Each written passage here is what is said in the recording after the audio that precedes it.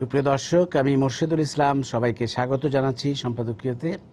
আমাদের আজকের বিষয় দুর্নীতি দমনে মোদির চমক। আর এ নিয়ে আমাদের সাথে আলোচনায় আজকে উপস্থিত রয়েছেন বিরূপাক্ষ পাল, প্রধান অর্থনীতিবিদ, বাংলাদেশ ব্যাংক, রয়েছেন মোয়াজ্জেম হোসেন, সম্পাদক দ্য ফিনান্সিয়াল এক্সপ্রেস, এবং ডক্টর খন্দকার গোলাম মোয়াজ্জেম, সিনিয়র গবেষক, Centre for Policy Dialogue, CPD. প্রিয় দর্শক, আপনারা ইচ্ছে করলে আমাদের সাথে সরাসরি এই আলোচনায় যোগ দিতে পারবেন। সেই জন্য আপনাদেরকে ফোন করতে হবে, যে নাম্বারগুলো টেলিভিশনের পর্দায় দেখা যাবে সেই নাম্বারে। এছাড়া আপনারা ফেসবুক অথবা SMS এর মাধ্যমেও আপনাদের মন্তব্য পাঠাতে পারেন। তো আমরা আলোচনায় যাবার আগে একটু দেখে নেব এই মুহূর্তের প্রধান শিরোনামগুলো। বাংলাদেশে রোহিঙ্গাদের অনুপ্রবেশের আশঙ্কায় বিজিবি টহল জোরদার। জাতিসংঘের আবদারে সীমান্ত খুলে দেয়া হলে জাতীয় নিরাপত্তা বিঘ্নিত হবে বলছেন বিশ্লেষকরা। ময়মনসিংহ মেডিকেল কলেজ হাসপাতালের পুরাতন ভবনে ফাটল, খসে পড়ছে পলেস্তরা, আতঙ্কে অন্য ভবনের বারান্দায় আশ্রয় নিয়েছেন রোগীরা।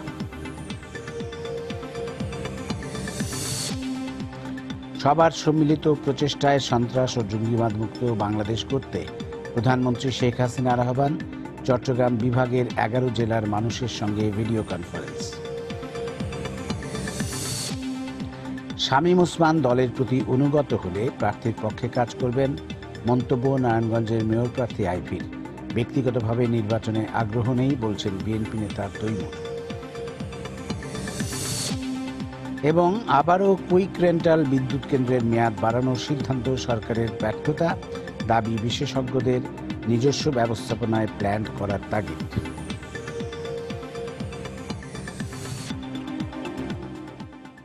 আমরা এবার চলে আসবো আমাদের আলোচনায়। ভারত নিয়ে আমাদের আজকে আলোচনায় আমরা দেখলাম যে গত 8 নভেম্বর ভারতের প্রধানমন্ত্রী নরেন্দ্র মোদী ঘোষণা করলেন যে রাত 12টা থেকে, আকস্মিকভাবে ঘোষণাটা এলো যে রাত 12টা থেকে 1000 এবং 500 টাকার নোট বাতিল হয়ে যাবে। এটি মূলত দুর্নীতি দমন, কালো টাকার মালিক যারা তাদের শায়েস্তা করার জন্য এবং জাল টাকা ছড়িয়ে পড়ছিল সেগুলোর জন্যই করা হয়েছে। কিন্তু এর প্রতিক্রিয়া হয়েছে অনেক। সাধারণ মানুষ চরম দুর্ভোগে পড়েছেন তাৎক্ষণিকভাবে, কারণ শুধুমাত্র 100 টাকা এবং তার নিচের নোটগুলো চালু ছিল, যেটি মানুষের হাতে যার চাহিদা খুব কম ছিল। আমি বিশেষ করে ব্যক্তিগতভাবে এর ভুক্তভোগী হয়েছে। আমি 8 তারিখে মাত্র গিয়ে পৌঁছেছি ভারতে, এবং 8 তারিখ রাতে এই ঘোষণা। তো খুবই কষ্টে আমরা 10 দিন 11 দিন ছিলাম, আমি এবং আমার স্ত্রী দিল্লি হয়ে আসলাম খুব কষ্টে। মূলত আমাদের ক্রেডিট কার্ডের উপর ভরসা করতেছিল, ডলারকেও ভাঙতি দিতে চাচ্ছিল না, অনেক গচ্চা দিয়ে ভাঙাতে হলো। যাই হোক, তো কিন্তু আমি দেখেছি সাধারণ মানুষের মধ্যে তখনও আমি দেখেছি যেটা, যে প্রচণ্ড সমর্থন এই উদ্যোগটির প্রতি।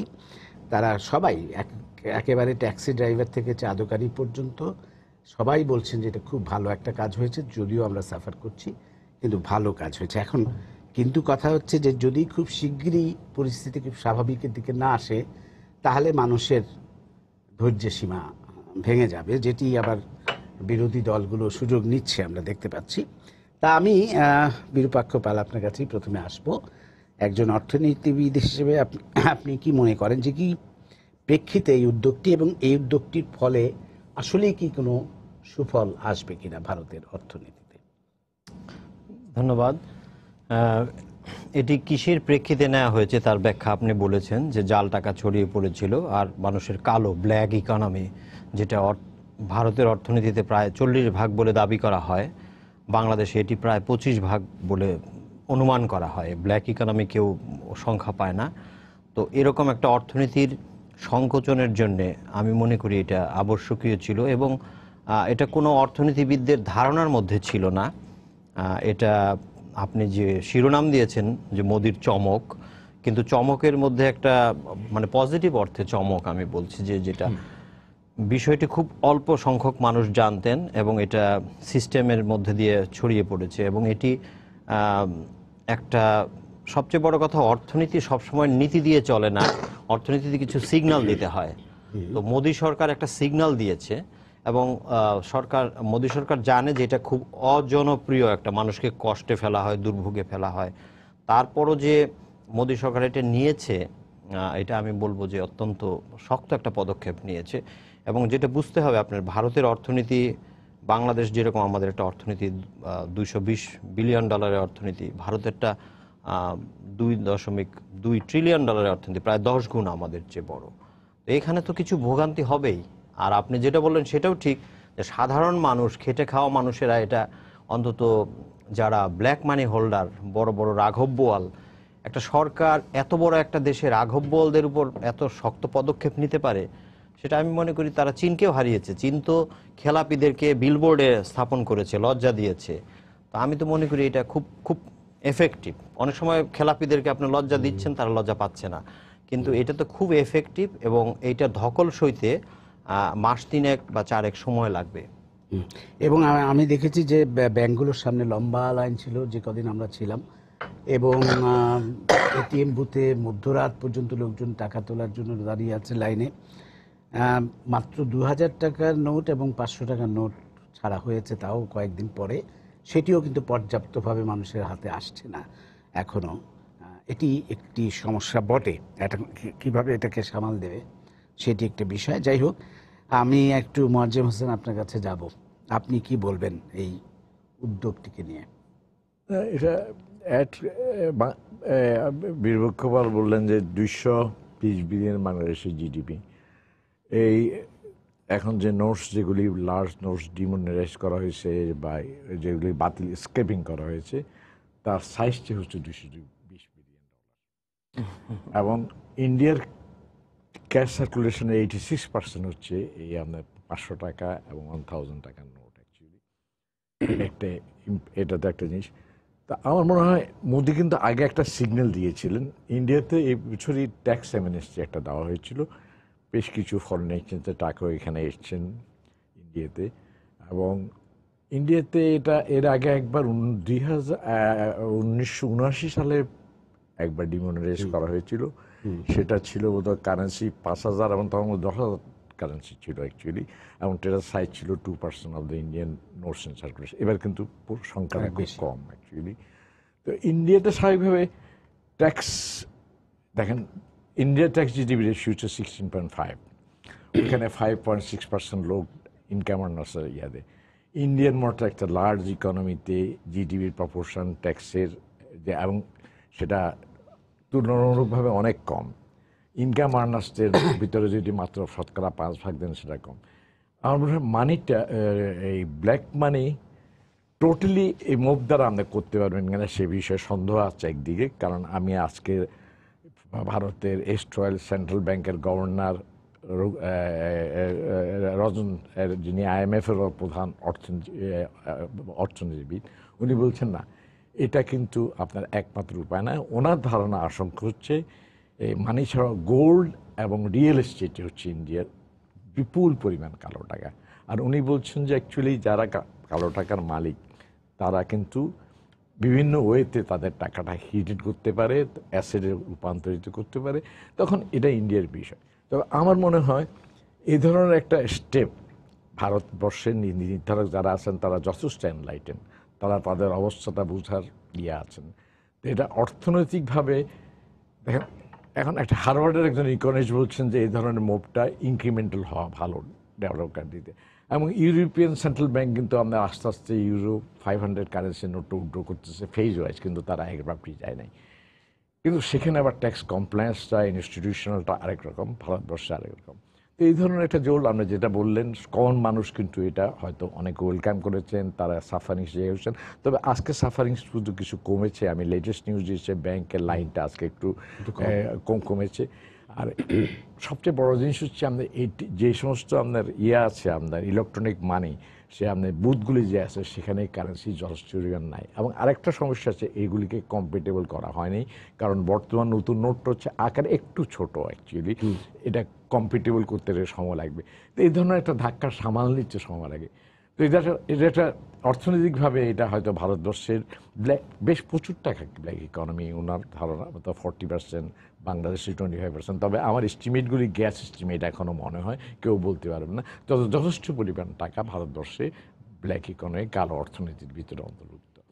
সাধারণ মানুষের ভিতরে আমি বলবো যে গ্রাম অঞ্চলে কিন্তু এখনো ইন্ডিয়ার মেইন সেভিংসটা কিন্তু আপনার ওই কলসি ইয়ে বলেন যে ভাণ্ডারের ভিতরে থাকে, এবং সেখানে 5,500 টাকা 1,000 টাকা নোট কী পরিমাণ আছে সেটা স্মল মানি হতে পারে 100। কিন্তু দেখেন যারা কালো টাকার মালিক তারা কি করছে, আমি দেখলাম একটা নিউজ, অনেক ইন্ডাস্ট্রিজে 4 মাসের বেতন অ্যাডভান্স দিয়ে দিয়েছেন। 4 মাসের বেতন অ্যাডভান্স দিয়েছেন, বলছে যে তোমরা যে এটা জমা দাও তোমাদের নামে, বেতন অ্যাডভান্স দিয়ে দিচ্ছেন। কারণ স্মল হোল্ডিং তো, এটা ডিপোজিট নিয়ে কোশ্চেন করা যাবে না। কোশ্চেন করা হবে 2.5 লক্ষ টাকার অধিক যদি একসাথে আপনি জমা দেন, তাইলে আপনাকে টিএন সার্টিফিকেট প্রডিউস করা হবে। তো এইভাবে কিন্তু অন্যরা চেষ্টা করছেন টাকাটা অন্যভাবে জমা দেয়। এটা কতটুকুভাবে আমার মনে হয় এটা সম্পূর্ণভাবে তো এটা কোনো মতেই সম্ভব না। কিছু টাকা কালো টাকা তবুও থেকে যাবেন। তবে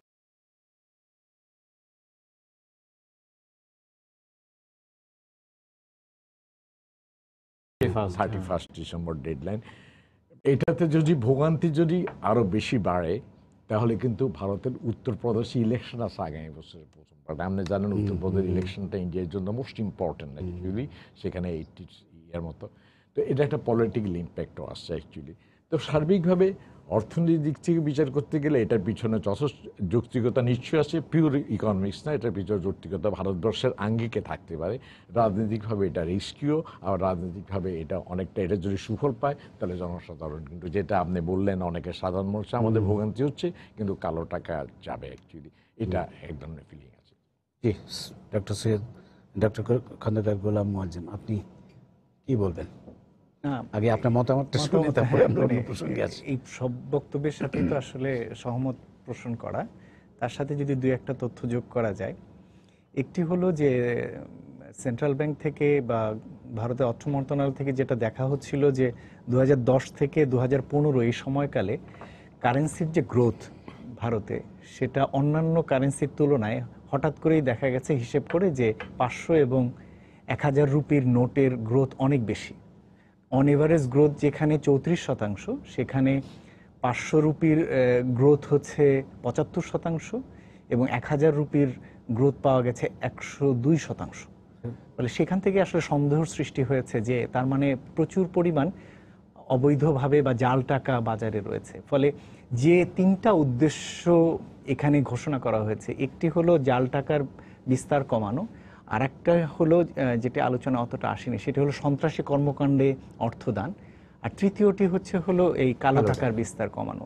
আপনার অনুষ্ঠানের টাইটেল যদিও আজকে আসলে চমক কালো টাকা, আমার কাছে মনে হয়, আমি আসলে মোয়াজ্জেম ভাইয়ের সাথে একমত, আসলে কালো টাকার জায়গাটিতে কতটুকু আসলে এটি ভূমিকা রাখতে পারবে। তবে জাল টাকার ক্ষেত্রে তো অবশ্যই সরাসরি এর একটা ভূমিকা এবং ইতিবাচক ভূমিকা এখনই দেখা যাচ্ছে, এবং কোনো কোনো ক্ষেত্রে বলা হচ্ছে যে সন্ত্রাসী কর্মকাণ্ডেও এর ভূমিকাটা অলরেডি নাকি দেখা যাচ্ছে। যেটা ভারতের প্রতিরক্ষা মন্ত্রী বলছিলেন যে কাশ্মীরে ঢিল মারা কমে গেছে, তার কারণ হচ্ছে ওখানে ঢিল মারার জন্য 500 রুপি আর বড় বড় যানবাহন প্রতিবন্ধকতা সৃষ্টি করার জন্য নাকি 1000 রুপি করে দেয়া হতো। ফলে এইভাবে ওনারা ব্যাখ্যা করছেন। ফলে যেটি হচ্ছে যে জাল রুপি বিস্তারে এটি একটা খুবই একটা ইতিবাচক ভূমিকা রাখবে। তবে সেখানেও ভূমিকাটা রাখার প্রশ্নটা এ কারণেই সম্ভব হচ্ছে, ভারতের মতো অর্থনীতিতে তারা ট্রানজ্যাকশনগুলোর ক্ষেত্রে অনেক বেশি মনিটরিং সিস্টেমকে অনেক উন্নত করতে পেরেছে, যেটা আমাদের মতো অর্থনীতি আমরা এখনো চিন্তা করতে পারি না। যেমন সেখানে 50,000 রুপির বেশি জমা রাখতে গেলেই আপনাকে প্যান নম্বর, যেটি পার্মানেন্ট অ্যাকাউন্ট নম্বর, আপনাকে শো করতে হবে। অর্থাৎ শো করা মানে হচ্ছে যে আপনার এই ট্রানজ্যাকশনের সাথে আপনার ঘোষিত যে আয় বা যেটি আপনি ট্যাক্সের সাথে ট্রানজ্যাকশন বা বলছেন দিয়েছেন তা মিলছে কিনা, এবং সেখানে গিয়ে আসলে সকলের ভিতরে আসলে যেটা বলা যেতে পারে হৃদকম্প সৃষ্টি হয়েছে যে মেলাতে পারছে না। এবং সে কারণে এখন যেটি হচ্ছে যে জিরো অ্যাকাউন্ট যেগুলো রয়েছে গ্রামাঞ্চলে বা বিভিন্ন অঞ্চলে, সেই সমস্ত অ্যাকাউন্ট দিয়ে আবার মানুষ টাকা রাখবার একটা চেষ্টা করছে, সেটাও আবার ধরা পড়ছে। বলা হচ্ছে যে যে সমস্ত অ্যাকাউন্টে গত 2-2.5 বছরে কোনো ট্রানজ্যাকশনই হয়নি, হঠাৎ করে সেখানে 50 লক্ষ 60 লক্ষ টাকার মতো রুপির মতো জমা পড়ছে, সেটাও তার মধ্যে। ফলে এদিক থেকে খুব একটা ইতিবাচক দিক যে জাল অর্থ রোধ করা বা করা, সেই জায়গায় এটার ভূমিকা থাকবে। তবে এটা ঠিক যে মূল যে কালো টাকা, যেখানে কিনা সবচেয়ে বড় অর্থনীতির অংশটি, সেই জায়গায় যেটি বলা হলো যে গোল্ডে বা রিয়েল এস্টেটে যেভাবে রাখা আছে বা অন্যান্যভাবে যেটি রাখা আছে, সেই জায়গায় এর ভূমিকাটা হয়তো তেমন না। কিন্তু আমরা আগেই জানি যে মোদি গভর্নমেন্ট এর আগেই যেহেতু বাজেটের সাথে মিলিয়ে তারা ব্ল্যাক মানির ক্ষেত্রে একটা অ্যামনেস্টি দিয়ে তারা প্রচুর পরিমাণে টাকা ফেরত নিয়েছে, ফলে সেই জায়গার ক্ষেত্রে একটা হয়তো ব্যালেন্স হবে। তবে তারপরেও এখনো হয়তো এর বাইরেও একটা উল্লেখযোগ্য অংশের মানুষ এর মানে ব্ল্যাক মানি হয়তো এর বাইরেও থেকে যাবে। শেষে যেটুকু বলা যায় যে যেহেতু ভারতের মতো অর্থনীতিতে এখনও ট্রানজ্যাকশন বেসড ইকোনমি অনেক বড় এবং রুরাল এলাকাতে এটার প্রভাবটা এখনও অনেক বেশি, তো সেক্ষেত্রে দেখবার বিষয় হচ্ছে কত দ্রুত এই পরিস্থিতিটা আসলে মোদি গভর্নমেন্ট সামাল দেয়। আর একটি যেটি আমার মনে হয় যে ভারত হয়তো এই প্রক্রিয়ার মাধ্যমে চাইছে যে এই ট্রানজ্যাকশন বেসড ইকোনমিকে আরো ছোট করে ফেলছে এবং ধীরে ধীরে এটাকে কার্ড বেসড বা নন ক্যাশ সিস্টেমের দিকে যাওয়ার একটা প্রক্রিয়াও হয়তো হতে পারে। সেই উদ্যোগটাও হয়তো এখানে আছে। আমার মনে হয় সেই দিকেও তারা কিছুটা সফল হবে। একটি ব্যাপার যে আসলে যেই মুদ্রাগুলো ছাড়া হয়েছে 2000 রুপি, বাজারে আমি দেখে এসেছি 500 রুপি নতুন নোট আমি দেখিনি। তা এখন আরেকটি প্রশ্ন দাঁড়াচ্ছে যে এই 2000 রুপি নিয়ে মানুষ কি করবে? 2000 রুপি দিয়ে সে যদি 800 রুপির কোনো জিনিস কেনে, তো 1200 রুপি তো কেউ ফেরত দিতে পারবে না। তাকে 100 টাকা 100 রুপির নোট তো মানুষের কাছে নেই প্রায় বলতে গেলে। এটাও একটা সমস্যা হয়েছে। আবার কেউ কেউ বলছেন, যেমন মমতা বন্দ্যোপাধ্যায় যেটা বলেছেন যে 1% লোক হয়তো কালো টাকার মালিক, তো সেই 1% লোককে সাহায্য করার জন্য 99% মানুষকে কষ্ট দেওয়ার কি অধিকার আছে? আবার অনেকে বলছেন যে এই কালো টাকা যাদের আছে তারা আসলে 90% অর্থই বিদেশে ব্যাংকে রাখেন, 10% অর্থ হয়তো দেশে থাকে, ইত্যাদি ইত্যাদি। তো এই প্রশ্নগুলো আসছে, আপনি যদি এই বিষয়ে একটু বলেন। প্রথমে যেটা আসছে যে 2000 টাকা, এটা ওরা একটু সামনের দিকে তাকিয়েছে। আস্তে আস্তে এককালে বাংলাদেশে কোনো দিন 1000 টাকার নোট ছিল না, আমরা 1000 টাকার নোট, এখন মনে হচ্ছে আমাদেরও কিন্তু 2000 টাকার নোট লাগবে। কারণ যত মানে মানুষের ট্রানজ্যাকশন বড় হচ্ছে, আয় বেড়ে যাচ্ছে, জিনিস, আমাদের একটা ইনফ্লেশন তো আছেই, সব ভাগে একটা ইনফ্লেশন আছে। তো সেই অর্থে তারা একটা দূরদর্শী সিদ্ধান্ত নিয়েছে, 2000-এ গিয়েছে। হ্যাঁ, ভাঙতির একটা সমস্যা সবসময় থাকে আমাদের সাবকন্টিনেন্টে, সেটা হয়তো থাকবে এবং তারা ভবিষ্যতে 1000 টাকা নোট আবার বের করবে কিনা বা সেটা আছে সেন্ট্রাল ব্যাংকের সিদ্ধান্ত থেকে জানা যাবে। আরেকটা যেটা হচ্ছে যে মমতা ব্যানার্জির যে কথাগুলো হচ্ছে, আমার কাছে মনে হয় না এটা পলিটিক্যাল একটা গেইনের জন্য। 1% লোকের জন্য 99% সাফার, তো সেটা তো অনেক সময় 1% আমাদের সমাজে যখন 1% সন্ত্রাসী থাকে, তার জন্য যদি আমরা একটা এলাকা ব্লক করে রাখি, তাহলে এটাকে বলতে পারি আমরা সরকারকে যে আমরা কেন সাফার করব ওদের জন্য? এটা তো একটা, বরং এই ধরনের একটা মানে পদক্ষেপ নিতে গেলে যে কত সবাইকে কিছু কম বেশি ত্যাগ স্বীকার করতে হয়, সেটা বোধহয় দেখা উচিত। আরেকটা জিনিস যেটা দেখতে হবে যে ভারতের একটা দীর্ঘমেয়াদী মূল্যস্ফীতির একটা টার্গেট আছে 4%, সামনের দিকে 4% নামাবে ভারত। সেটা খুব দক্ষতার সাথে করেছে। জ্বালানি তেলের মূল্য সমন্বয় করেছে 22 বার। এরকম একটা অর্থনীতি যেখানে জ্বালানি তেলের মূল্যটা ছিল একদম স্থির, সেটা করেছে, করে ওরা যথেষ্ট অ্যাডভান্টেজ নিয়েছে। মাত্র কিছুদিন আগেও ভারতের মূল্যস্ফীতি ছিল বাংলাদেশের চেয়ে উপরে, এখন সেটা নিচে, এবং সেটা এখন 4%-এর সামান্য উপরে আসছে এবং আরও নিচে নেমে যাবে। সুতরাং ভারতের অর্থনীতি যেটা হচ্ছে যে আমরা যখন আপনি যখন বিদেশে যাবেন, যখন একটা গাড়িতে আপনি মার্চ করবেন একটা হাইওয়েতে, তখন একটা স্পেস ক্রিয়েট করা হয়। সো ইনফ্লেশনটা যদি এখন একটু কমিয়ে আনা যায়, তাহলে ভারত আরেকটু এক্সপানশনের দিকে যেতে পারবে বলে মানে ধারণা করা হচ্ছে। যে এই উদ্দেশ্যটা হঠাৎ করে কিছু বড় লোকের উপর রাগ করে করা হয়নি। এই জিনিসটা ভারতের একটা সামনে আরও তাদের, যেহেতু তাদের প্রতিদ্বন্দ্বী হচ্ছে চায়না, এবং চায়নার মতো ডাবল ডিজিট গ্রোথ ভারত অর্জন করতে পারেনি, কারণ চায়না দীর্ঘ সময় কম মূল্যস্ফীতি রেখে ডাবল ডিজিট গ্রোথ করেছে। ভারতের ওরকম একটা লং টার্ম স্ট্র্যাটেজিক প্ল্যান আছে বলে ধারণা করা হয়, যেটি অর্থমন্ত্রী এবং তাদের কেন্দ্রীয় ব্যাংকের গভর্নরের সাথে সমন্বিত হয়েই প্রধানমন্ত্রী মোদি এটি করেছেন। মোয়াজ্জেম হোসেন, আপনার কাছে আবার আসবো। বাংলাদেশি পর্যটকদের, মানে সাধারণভাবেই পর্যটকদের চূড়ান্ত দুর্ভোগ আমি দেখেছি, কারণ ডলারের এক্সচেঞ্জ ইয়েগুলো সব বন্ধ হয়ে গেছে, কারণ তাদের কাছে কারেন্সি নাই। আমি দিল্লি, আগ্রা, জয়পুর ঘুরেছি, প্রত্যেক জায়গায় দেখেছি পর্যটকরা কি সীমাহীন, কারণ কিছু না কিছু তো ক্যাশ লাগে। বিশেষ করে বাংলাদেশি পর্যটক, বিশেষ করে বাংলাদেশি যারা চিকিৎসার জন্য গেছেন, এবং তারা অনেকেই কিন্তু ক্রেডিট কার্ড ক্যারি করেন না, সেরকম মানুষ, তারা সীমাহীন দুর্ভোগে পড়েছেন এবং অনেকে ফিরে এসছেন চিকিৎসা না নিয়ে। তো আপনি ব্যাপারগুলো একটু বলবেন। যে এটা একটা হিউম্যান কস্ট, এটা এবং এটা অনেকে বলছিল যে বাংলাদেশ দূতাবাস এই ক্ষেত্রে কোনো ভূমিকা নিতে পারতো কিনা তাদের হেল্প করার জন্য। এটা অনস্বীকার্য হয়েছেন। আমি আজকে দেখলাম যে নেপালের ক্ষেত্রে আরও বেশি হয়েছে। নেপালে যারা ভারতবর্ষে আছেন তাদেরও সেম সিচুয়েশন হয়েছে, এবং নেপালে ইন্ডিয়ান কারেন্সি কিন্তু আবার লিগেল টেন্ডার, তাই তো?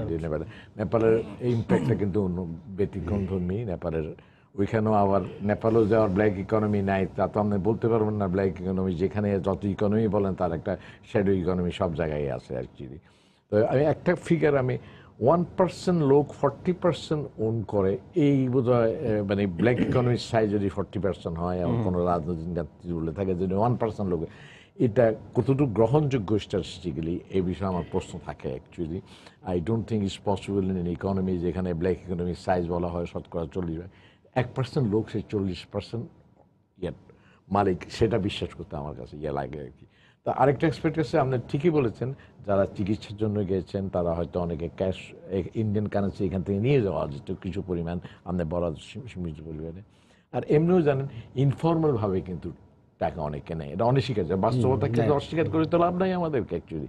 তাদের অ্যাকাউন্টেবিলিটির ক্ষেত্রে যদি জবাবদিহিতা চাওয়া হয়, এটা কিন্তু যারা ইনফর্মাল হইতে গেছেন সেটা জবাবদিহি করে পারবেন না, কারণ আপনাকে এন্ডোর্স থাকতে হবে পাসপোর্টে আপনাকে। তো এগুলি তো অনেকগুলি প্রবলেমে পড়বেন। এগুলি শর্ট টার্ম প্রবলেম, ভারতবর্ষের লোকেরও পড়ছে এবং যারা আসছেন ট্যুরিস্ট তারাও পড়ছেন। এখন লং টার্ম গেইনসটার কথা চিন্তা করেন, আমি ওনার সাথে সম্পূর্ণভাবে একমত। এটা ভারতবর্ষের ইকোনমিকে, অ্যাকচুয়ালি ইকোনমি এত বড় সাইজ এবং ভারতবর্ষের ইকোনমিতে আমি ক্যাশের রোলটা এত প্রিডমিনেন্ট, কারেন্সি কম্পোজিশনের একটা অ্যাসপেক্ট উনি বলছেন, 500টা 1000 নোটের কি কারেন্সি কম্পোজিশনটা একটা ইম্পর্টেন্ট জিনিস, যেটা আপনি বলছেন ভাঙাতে পারেন না, অ্যাকচুয়ালি একটা প্রপোর্শন লেভেলে করা হয়, প্রপোর্শনাল ডিসপ্রপোর্শন হয়ে যাচ্ছিল, তাই আপনি উল্লেখ করছিলেন। সেক্ষেত্রে আপনার কিছু সন্দেহ থাকে স্বাভাবিকভাবে। আমি ইয়ার সাথে আমার নেম শেখ মজনুর সাহেবের সাথে পুরো একমত যে এটা আপনার কাউন্টারফিট নোটসের ক্ষেত্রে কাউন্টার করতে সাহায্য করবে, এটা এই জিনিস। কিন্তু লং টার্ম একটা ইম্প্যাক্ট এটার কতটুকু হবে সেটা বীরবক্ষবাবু উল্লেখ করেছেন। ভারতবর্ষে একটা দীর্ঘমেয়াদী পরিকল্পনা আছে, ভারতবর্ষের একটা গ্রোয়িং এমার্জিং ইকোনমি। ভারতের ইকোনমির সাইজটা চিন্তা করেন, 7.1% জিডিপি গ্রোথ রেট, এবং অনেকে ভাবছেন এই মুভে কিন্তু ইন্ডিয়ার রিটেল ট্রেড সাংঘাতিকভাবে এফেক্ট রয়েছে।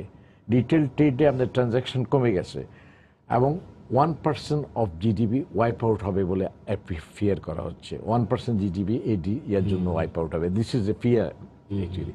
তো এই ইম্প্যাক্টগুলি কিন্তু আপনাকে, তো শর্ট টার্ম ইম্প্যাক্ট, আর লং টার্ম যদি গেইন ওইদিকে হয়, তো ইনক্রিজিংলি আমার মনে হয় ডিজিটালাইজেশন ইজ এ প্রসেস, আমাদেরও এদিকে এগুতে হবে আস্তে আস্তে। কিন্তু আমাদের অ্যাক্সেস টু ইন্টারনেট লাগবে, অ্যাক্সেস টু আপনার লাগবে, প্লাস আমাদের ইলিটারেসি, মানে যেটাকে বলা হয় ইলিটারেসি আর কি, নট ইলিটারেসি, ইলিটারেসি আমাদের বাড়াতে হবে আমাদেরকে।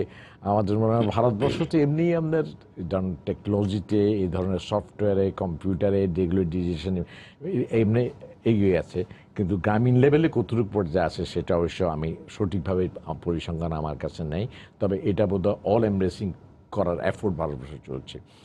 তো এই এফোর্টগুলির ক্ষেত্রে একটা ইকোনমি যদি আপনার ক্যাশলেস, মানে ক্যাশের উপর ডিপেন্ডেন্সটা কমে আপনার এই ধরনের ব্যাংকিং থাকে, তাহলে সেটা মোর আপনার ট্রান্সপারেন্ট ইকোনমি হয়। সেখানে একটা এফেক্ট হবে এটার, আই এম ডেফিনেট অ্যাবাউট, ভারতবর্ষের কিন্তু ট্যাক্স বেসটা ওয়াইডেন হবে এতে। সংখ্যা যা ছিল আগে ধরুন 5.6, সেটা হয়তো 7-8% চলে যাবে অ্যাকচুয়ালি। কারণ আপনি 8 লক্ষ টাকার নিশ্চিত হলে তো টিএস হয়ে যায়, আপনি আইদার অপটিন করতে হবে এটা অ্যাকচুয়ালি। তো এখন কী হবে, দেখেন আমাদের দেশে একটা সময় এটা হয়েছিল কিছুটা, দেখেন কেয়ারটেকার গভর্নমেন্ট একটা ছিল তখন কিন্তু অনেকের টাকার বাস্তব ফেলে যাচ্ছেন না। আমরা টেলিভিশনে ইয়ে দেখি, আপনারা ভারতেও আমি যখন ছিলাম বস্তা ফেলে শুনেছি যাচ্ছেন, যে এক লোক 20 কোটি টাকা পুড়িয়ে দিয়েছে, ফেলে দিয়েছেন, এক লোক 10 কোটি টাকা মন্দিরে দান করে দিয়েছেন। এবং এটা আরেকটা অ্যাসপেক্টও ঠিকই, কাউন্টার টেররিজম। আমি ওনাকে মানে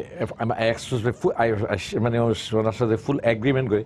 এটা কিন্তু যে এটা তো টেরোরিজমের গ্লোবাল থ্রেট অ্যাকচুয়ালি। ভারতবর্ষে এটা আছে, আমাদের দেশেও আছে, অন্যান্য দেশে আছে, আছে, এটা তো গ্লোবালাইজড।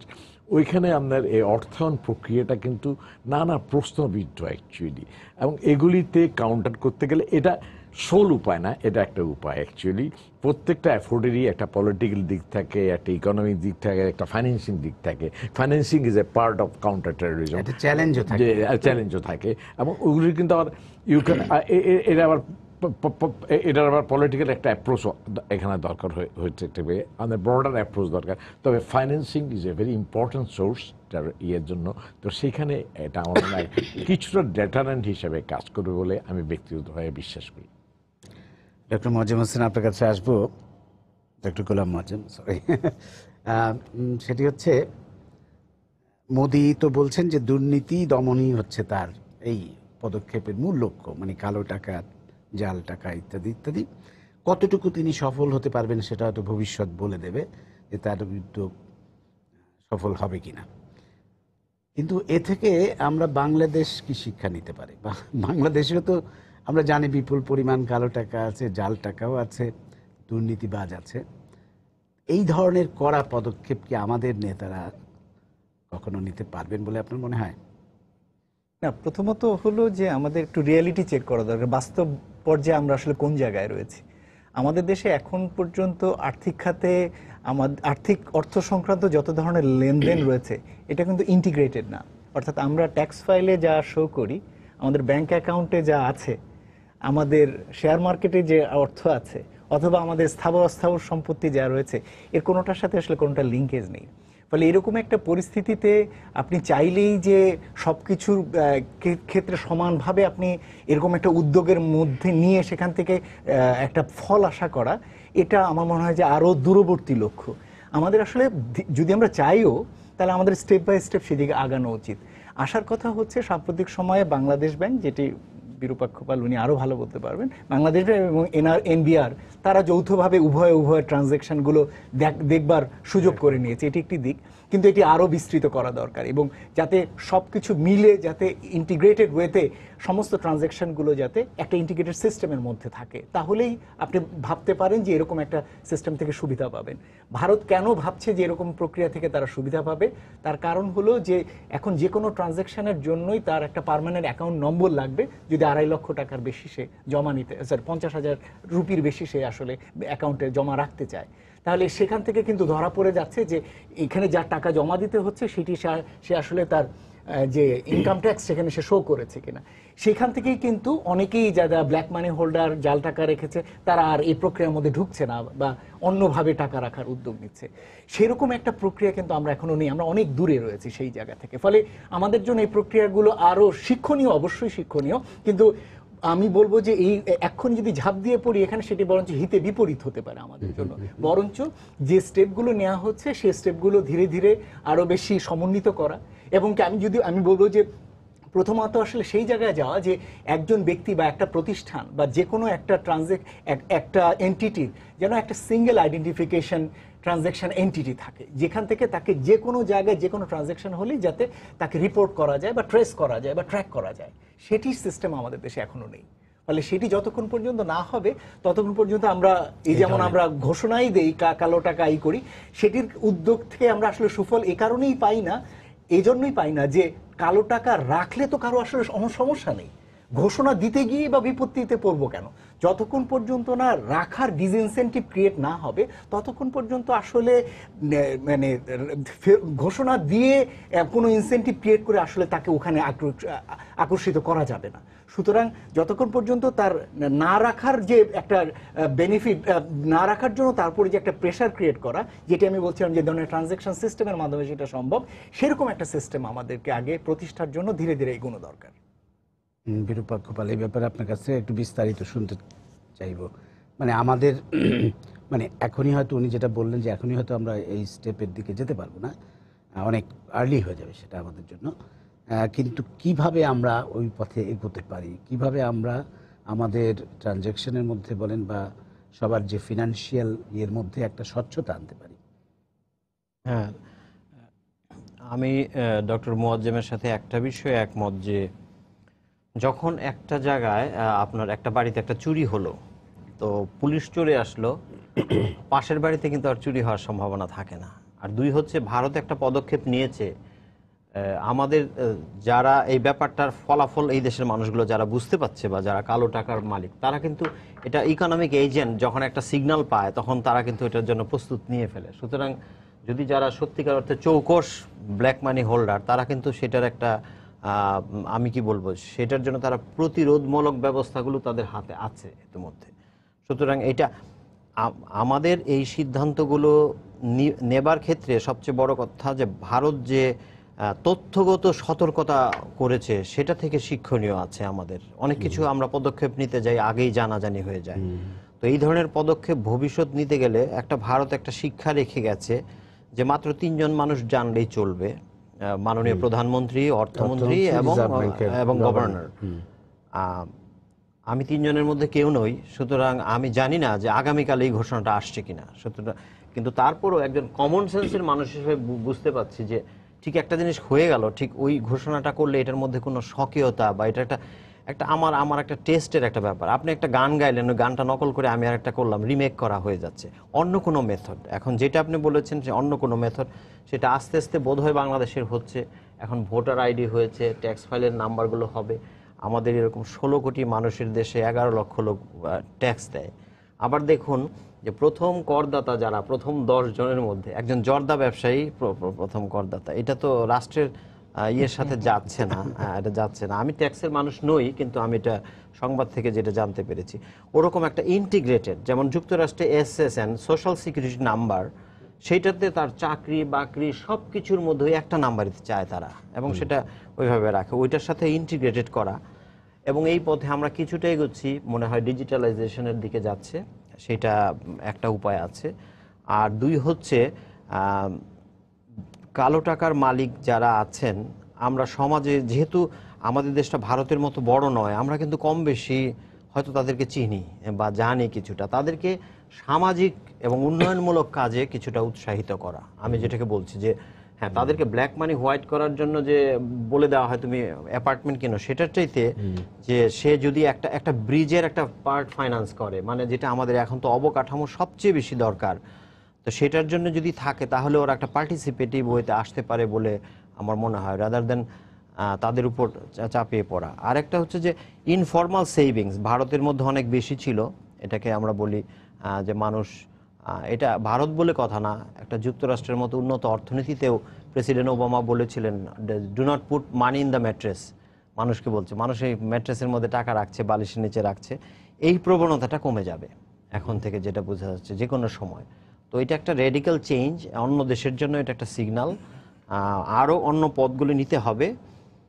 আর যেটা মুয়াজ্জেম ভাই বলেছেন যে 1% জিডিপি কমে যাওয়ার সম্ভাবনা আছে, তো একটা জিনিস হয় কি, মাঝে মাঝে একটা অর্থনীতি, একটা বডিতে, একটা শরীরে যখন ফ্যাট বেড়ে যায়, মানুষ দেখবেন কোনো উপোস করছে বা কোনো ফাস্টিং করছে। একটা ইকোনমি ওটা জেনে শুনে, যেটাকে বলা হয় জেনে শুনে বিষ করেছি পান, মানে এটা তারা জানতেন যে এটা হবে। যুক্তরাষ্ট্রেও দেখা যাচ্ছে 1982 সনে জেনে শুনেই তারা ইনফ্লেশনকে দমন করার জন্য হঠাৎ করে ইন্টারেস্ট রেট বাড়ালো, এবং জানতো তারা অর্থনীতির ক্ষতি হবে। তো কিছু জিনিস অর্থনীতিতে সবসময় ভালোটা পাওয়া যায়। এই বছর জিডিপি কমে যাবে, আবার আগামী বছর ওই তো বলছি, প্রচন্ড ক্ষুধা সৃষ্টি হবে অর্থনীতির মধ্যে, এবং ভারত অতীতেও করেছে। 1978 সনে ভারত করেছে, বাংলাদেশ তো স্বাধীনতার পর আমরা কয়েক দফা করেছি। তো আরেকটা জিনিস হচ্ছে যে অর্থনীতিবিদরা বলেছেন ইনক্রিমেন্টাল, হঠাৎ করে একটা সিগন্যাল দিয়ে আপনি আবার যদি তখন সরে যান ওই জায়গাটা থেকে, এটা ইনক্রিমেন্টাল ওয়েতে করলে আস্তে আস্তে মানুষের ব্যাংকিং হ্যাবিট বাড়বে। মাত্র 85% মানুষই ব্যাংক আওতার বাইরে, তো এর ব্যাংকিং হ্যাবিট বাড়বে। আমি যা কিছু আছে ব্যাংকে আমার সঞ্চিত, তাতে ট্রানজ্যাকশন বাড়বে, টাকার ভ্যালুসিটি বাড়বে, এবং অর্থনীতিটা আরও বেশি ফর্মাল হবে বলে এটা সুদূর প্রসারী ফল। আমি মনে হয় আগামী 5 বছর পর্যন্ত আপনারা এটা দেখতে পাবেন। মোয়াজ্জেম হোসেন, আপনি আমি আমার এক্সপ্রেশনে বলবো, আমি ওই 1% কমে যাবে এটা আমি যখন শর্ট টার্ম কস্টটা বলছিলাম তখন বলছিলাম। লং টার্ম গেইন হয়তো আরও বেশি গ্রোথ হতে পারে, আমি লং টার্ম গ্রোথের ইন্ডিকেশন দিয়েছি হতে পারে। 1% বলছি ইমিডিয়েটলি, কারণ একমাত্র রিয়েল এস্টেট সেক্টরেই ধাক্কা ঠাকাবে। এই রিয়েল এস্টেট মানে কনস্ট্রাকশন সেক্টরটা একটা বড়। আপনি জানেন দিল্লিতে, আমার জানার কথা, আমার চেয়ে হয়তো অনেক বেশি জানেন এটা, দিল্লিতে ল্যান্ড ট্রানজ্যাকশন হতো, আপনার ট্রাক লোড অফ মানি নিয়ে আসতো, স্যাক ফুল অফ মানি, এবং সেগুলি দিতে, এগুলি গোনার জন্য লোক ছিল, এবং প্রপার্টি যেটা উনি এত আন্ডার প্রাইস দেখানো হতো আর কি আপনার, এবং অ্যাকচুয়াল ট্রানজ্যাকশনটা আরও বেশি কয়েকগুণ। এখন এগুলি করার স্কোপটা কিন্তু কমে যাওয়া উচিত। আমাদের দেশের অবস্থাটা খুব ব্যতিক্রমধর্মী এই ক্ষেত্রে আমার মনে হয় না। আমি সম্পূর্ণভাবে এটা রিয়েলাইজ করি, ইন্টারফেস আপনার দরকার এনবিআর এর সাথে বাংলাদেশ ব্যাংকের সাথে। আর smart card is one of the way. ভারতবর্ষে দেখেন অনেক সাবসিডি প্রোগ্রাম বা সোশ্যাল সেফটি নেটওয়ার্ক প্রোগ্রামটা পৌঁছে দেওয়া হচ্ছে ডিজিটাল পদ্ধতিতেই। আমি রাইট অ্যাকচুয়ালি আমাদের এখন 10 টাকার চালের ক্ষেত্রে যা হলো অ্যাকচুয়ালি আপনার, এটা যদি ডিস্ট্রিবিউশন প্রসেসটা ডিজিটালাইজ করা যেত তাহলে কিন্তু আজকে আমরা that has been large scale abuse of, এবং এটা সরকার তো নিজেই অ্যাকশন নিচ্ছে না এর ব্যাপারে, জানেন অ্যাকচুয়ালি। আমার মনে হয় যত বেশি আপনার টেকনোলজিকে এমব্রেস করবেন এবং যে টেকনোলজিটা আপনার লোকও গ্রহণ করতে পারবে এবং ইন্টারফেসগুলি যত ওয়াইড করবেন, দেন আমাদের, আমি অ্যাবসলিউটলি এর সাথে একমত যে ডক্টর মজনুর সাথে একমত, যদি আপনার যেখানে আপনার ব্যাংকের অ্যাকাউন্টের সাথে আপনার ট্যাক্স রিটার্নের কোনো মিল নেই, ট্যাক্স রিটার্নের সাথে আপনার তা আপনি এগুলির মিলগুলি তো সমন্বিত প্রয়াস ছাড়া এটা সম্ভব না। Bangladesh bank cannot alone fix the problem, this problem is a multifaceted problem. এটা বহুমুখী, এটা অ্যাড্রেস করার জন্য একটা সমন্বিত প্রয়াস দরকার। তবে অ্যাব্রাপ্টলি এমন কোনো সিগন্যাল দিলে, এখন কিন্তু আপনি যে বলছেন হচ্ছে না, বাংলাদেশে আমি যতটুকু জানি একটা ফিয়ার এখানে অলরেডি কাজ করছে যে আমাদের এখানে 1000 টাকার নোট বাতিল হয়ে যাবে, এই ধরনের ফিয়ার। কিন্তু আমাদেরটা নোটটা কিন্তু আরেকটা ডিফারেন্ট। আমাদের নোটটা, আমাদের যদিও এটারও জাল বের হয়েছে বলে বলা হয়েছে, এবং জালের জন্য মাঝে মাঝে ড্রাইভার অ্যাকশনে দেখা যাচ্ছে। তো এটা অলরেডি অনেকে ভয় করছেন, এবং এখানেও যে গোল্ড কিনা হবে না বা অন্য কোনো অ্যাসেটে চলে যাবে না এটা আপনি বলতে পারবেন না। তো আমার মনে হয় এইগুলি সমন্বিত একটা তদারকি ব্যবস্থা থাকা উচিত। এইগুলি ভারতবর্ষ তো নেইবারিং কান্ট্রি, ইকোনমিক পলিসি ভারতবর্ষের এর ইম্প্যাক্ট বাংলাদেশে ডাইরেক্টলি ইনডাইরেক্টলি অনুভূত হবেই, কারণ আপনি জিওগ্রাফিক্যাল লোকেশন তো বাংলাদেশে চেঞ্জ করতে পারবেন না, দিস ইজ রিয়ালিটি। তো একটা ইম্প্যাক্ট তো হবে।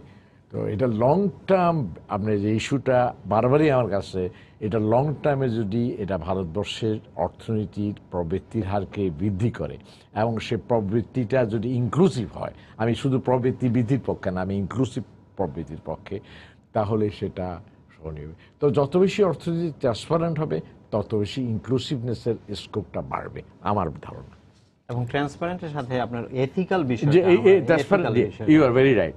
আপনি ইথিক্যাল তখনই হতে পারবেন যখন আপনি ট্রান্সপারেন্ট হবেন।